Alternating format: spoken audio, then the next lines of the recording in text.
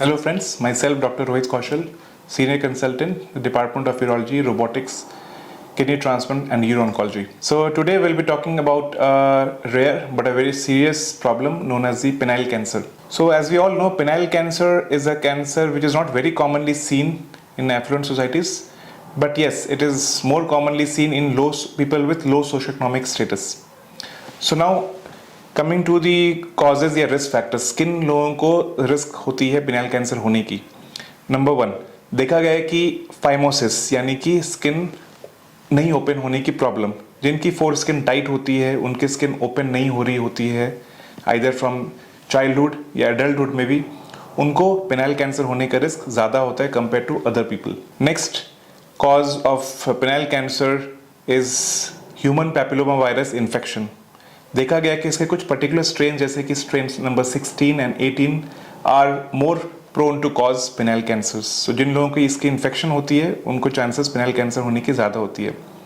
Next in smokers are more prone to develop penile cancers and for that matter any other cancer in the body as well.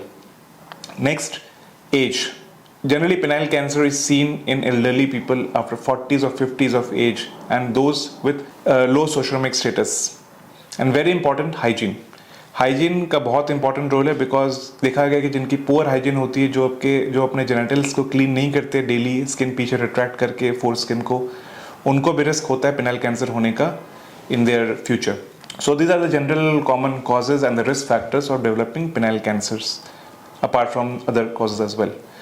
So how do we diagnose this penile cancer? So whenever the patients come to us, they usually complain of some itching in the penile tip or some ulceration in the penile tip or anywhere in the penis, or they can present with some bleeding on touch of some growth, or they can present with some lumps in their foreskin, or many times they also present with inability to retract their foreskin because the penile cancer has grown and it has totally invaded the foreskin and now they are not able to retract, वो अपनी skin foreskin को पीछे retract नहीं कर पा रहे।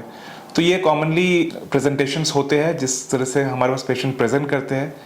When they come to us, we take a detailed history, we do a physical examination, हमको examine करते हैं कि प्रॉब्लम कहाँ पर है, क्या है, या कुछ और प्रॉब्लम तो नहीं है।